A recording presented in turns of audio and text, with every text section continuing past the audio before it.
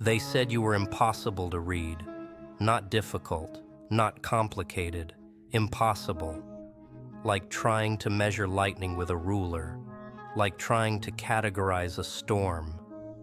5 specialists, not students, not interns. 5 seasoned professionals with credentials that could fill a wall, with case files that numbered in the thousands, with theories and frameworks and diagnostic tools they'd sharpened over decades of practice. They came for you with their clipboards and their certainty, their models and their methods, ready to decode you, to classify you, to finally put a name to whatever it is that makes you, you. And one by one, they left, not reassigned, not transferred to another case. They quit, walked away entirely. Some from your file, some from the profession altogether. And when they filed their final paperwork, every single report said the same thing. This person exists outside established psychological parameters. Further evaluation poses risk to clinician stability. Discontinue assessment immediately. Do not proceed. You know what that actually means, don't you? It means you didn't just confuse them. You fundamentally altered how they understand their own field, not through aggression, not through deception, not through resistance, but through something far more unsettling: your clarity. The absolute precision of someone who functions on a wavelength their education never acknowledged, who endured what their theories claim annihilates people, who approaches suffering the way others approach mathematics, with analysis instead of avoidance. They arrived to diagnose your damage and discovered blueprints. They expected to treat your disorder and encountered design, intention, a kind of structured intensity that didn't whisper dysfunction but shouted transformation. Let me walk you through what actually happened first session. They entered with that professional confidence, the kind earned through years of successful interventions, of patients who fit the patterns, who responded to the protocols, who got better in ways that made sense. They launched into their intake questions, the standard excavation of your history, your connections, your survival strategies, and you responded with calm precision, with a depth of self-knowledge that should have felt comforting but instead triggered something closer to alarm, because you weren't waiting for their insight to understand yourself. You'd already completed that archaeology, already navigated your own underworld with a torch you forged from your own wreckage, already cataloged every scar and converted it into strength. They were accustomed to fragmented people desperate for answers.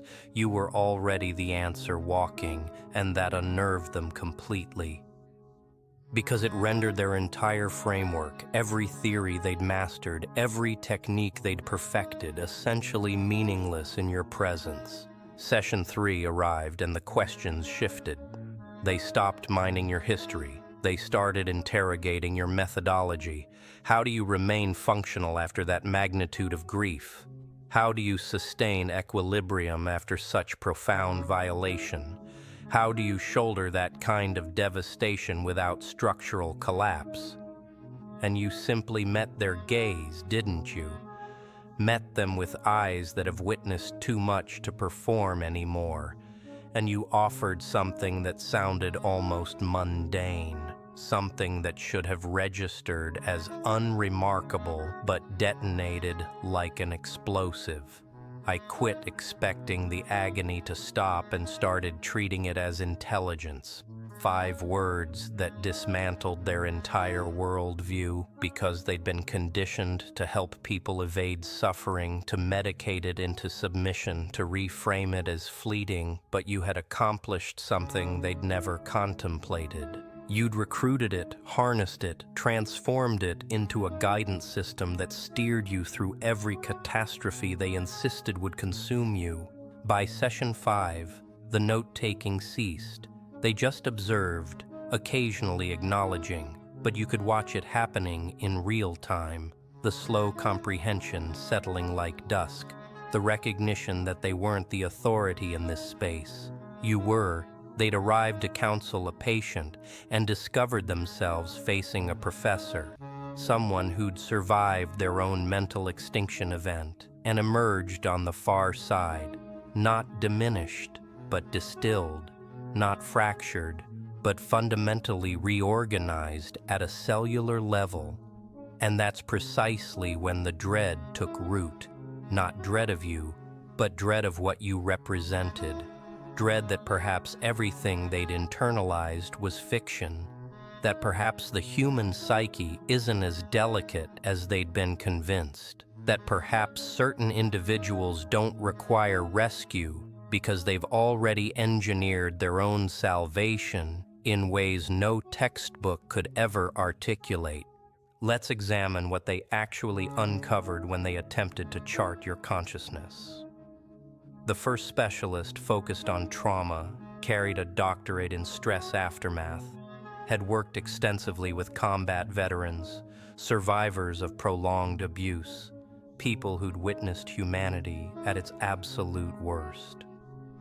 She arrived prepared to identify complex trauma responses, maybe some fragmentary tendencies, possibly a character adaptation rooted in pure survival instinct. She inquired about your darkest chapters, the experiences that supposedly should have obliterated you, and you recounted them with perfect composure, clinical detachment, like narrating a case study about a stranger's existence. No breakdown, no physical distress, no affective instability, just information. And that's the moment her documentation stopped. Because in her paradigm, trauma carriers are meant to display signatures: heightened alertness, defensive withdrawal, invasive memories, emotional flattening. But you demonstrated none of these. Or more accurately, you'd metabolized them so completely that what persisted wasn't impairment. It was intelligence. She administered the conventional evaluations, the instruments designed to quantify fear, despair, physiological reactivity. Your results returned aberrant, not elevated, not suppressed, simply beyond the spectrum. These tools were calibrated to capture, like attempting to weigh sound, like trying to measure color with a stopwatch. Her clinical notes stated, subject exhibits trauma transcendence exceeding published research, displays mental reformation patterns incompatible with predicted trauma sequelae, effective control indicates either severe compartmentalization or total synthesis, cannot identify pathology. Translation: she couldn't determine if you were the most psychologically integrated person she'd encountered or functioning at a level of complexity her training had never addressed. Regardless, she withdrew, not from failure, but because success manifested so strangely she couldn't name it, and that uncertainty demolished her professional foundation. The second specialist was a strict behaviorist, convinced everything reduced to patterns, learned responses, environmental programming. He entered seeking the algorithm, the if-then statements, the triggers that generated your operational style. He questioned your formative years, your relational history, your routines, attempting to construct a schematic that explained your functioning, and you cooperated fully, provided every data point he requested.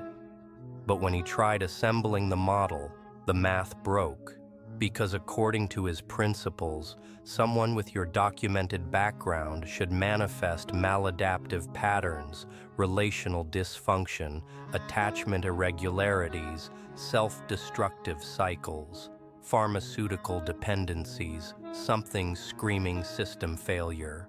Instead, you operated with a level of lucidity and direction that suggested not merely recovery but enhancement, like you'd absorbed every toxic input and reverse engineered it into capability. He tested reinforcement paradigms, bonding theories, cognitive correction models. Nothing adhered. You were compassionate but not enmeshed, autonomous but not withdrawn, passionate but not volatile, disciplined but not compulsive. Every classification he attempted dissolved on contact because you inhabited the contradictions, flourished in the paradoxes his frameworks couldn't metabolize. His assessment read, "Subject's behavioral architecture suggests deliberate personality reconstruction, exhibits sovereignty over mental processes conventionally considered involuntary, functions outside predictable conditioning models. No behavioral modification warranted as subject demonstrates self-regulation exceeding clinical baselines." He resigned because he understood you weren't a case. You were evidence that his entire discipline might rest on assumptions about human constraints you'd already surpassed.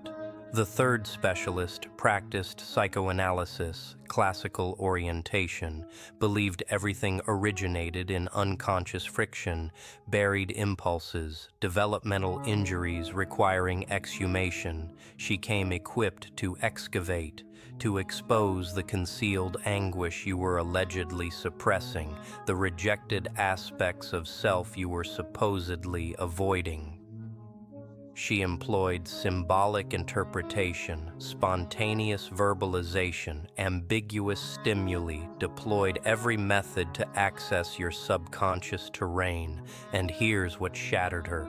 You'd already descended there, already completed the excavation, already absorbed every rejected fragment, reconciled with every internal adversary, negotiated peace with every haunting. There was no suppression to expose because you'd already confronted everything she came searching for, not in clinical sessions, but in the solitary hours of your own confrontation. In the darkness, you chose awareness over escape. When she offered interpretations, you refined them, not dismissively, but with an accuracy that clarified you comprehended your own architecture more thoroughly than any external analysis could provide. You translated your own imagery, mapped your own algorithms, verbalized your subconscious drives with a lucidity that should have demanded years of exploration, but flowed organically because you'd invested years exploring yourself. Her documentation stated, "Subject displays remarkable introspective capacity. Unconscious processes appear integrated with conscious awareness. No indication of substantial suppression or avoidance. Psychoanalytic treatment, redundant as subject has achieved internal synthesis autonomously." She withdrew because she dedicated 2 decades guiding people towards self-discovery, and you'd already finished that expedition independently, rendering her specialized knowledge irrelevant in your context. The fourth specialist concentrated on personality pathology, entered searching for grandiosity, antisocial features, instability markers, something in the dramatic cluster that would rationalize your intensity, your boundaries, your capacity to sever connections without apparent guilt. He conducted the assessments, the structured interviews, the diagnostic algorithms, and every metric returned negative for disorder, but positive for characteristics that separately might indicate pathology, but collectively suggested something else entirely. Profound self-comprehension, relational sovereignty, emotional autonomy. You possessed the assurance they term grandiose but combined with authentic compassion.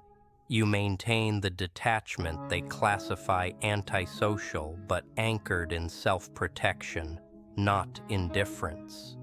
You carried the passion they diagnose unstable but directed through intention, not turbulence. He couldn't label you because you weren't disordered. You were ordered unconventionally, operating from principles that valued authenticity over acceptance, reality over reassurance, development over security. His report concluded, subject presents characteristics linked to personality disorders but contextualized within functional framework, demonstrates emotional stability, empathic functioning, and purposeful behavior. Inconsistent with pathology, suggests reconsideration of diagnostic application to individuals operating beyond conventional parameters.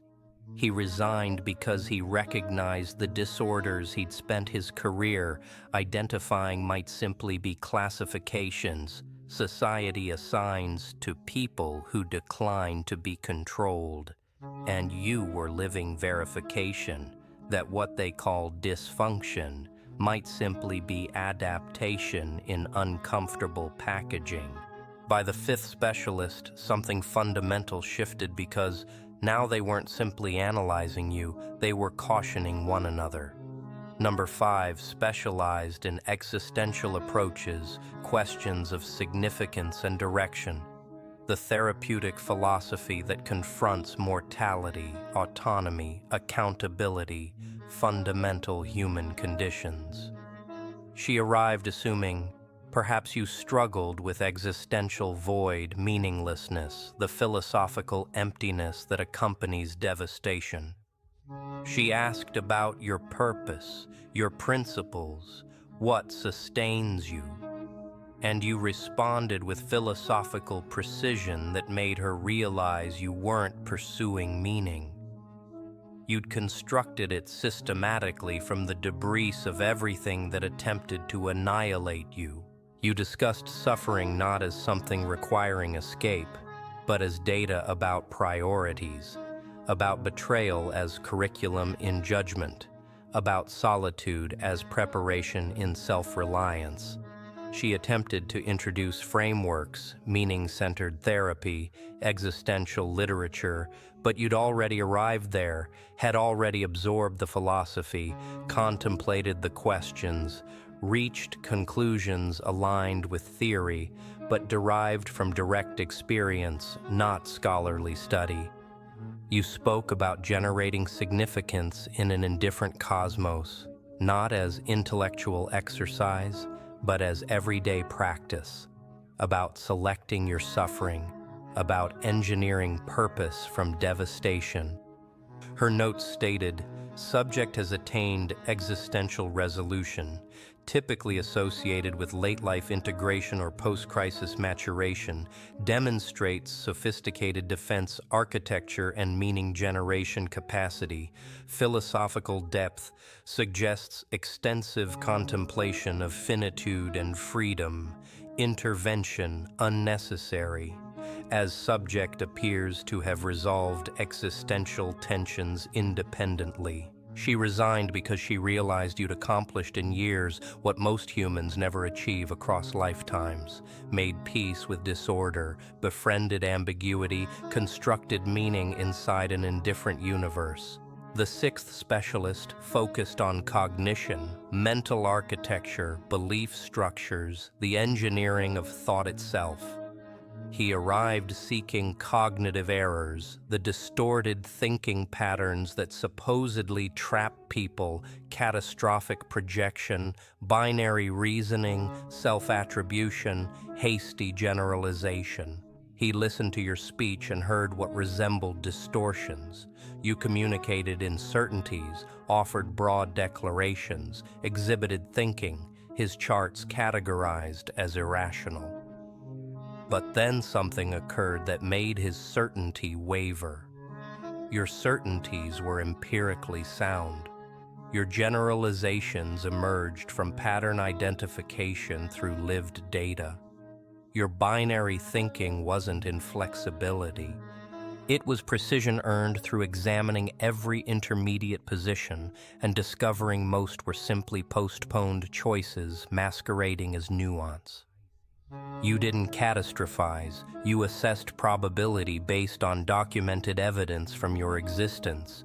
You didn't inappropriately personalize.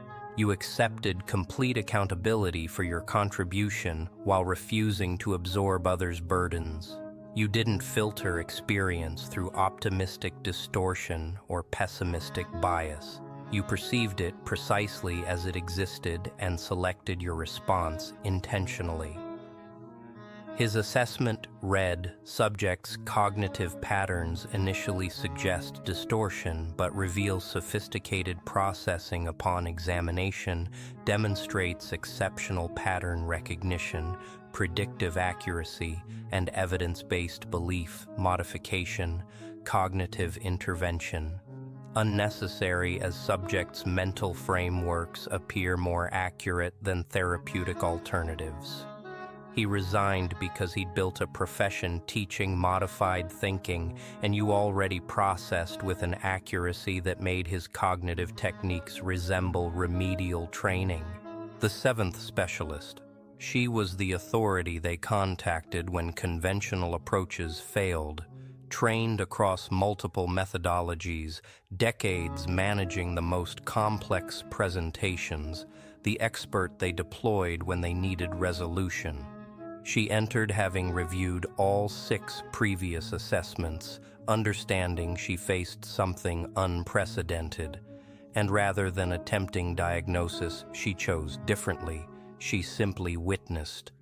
Across 3 sessions, she barely intervened, just allowed you to communicate, observed how you synthesized, how you articulated, how you existed in the space between inquiries, and what she discovered fractured something in her understanding of the discipline, because she recognized you weren't a subject, you were an argument against the subject, living demonstration that human consciousness can evolve beyond the models, that certain people don't shatter under force, they crystallize.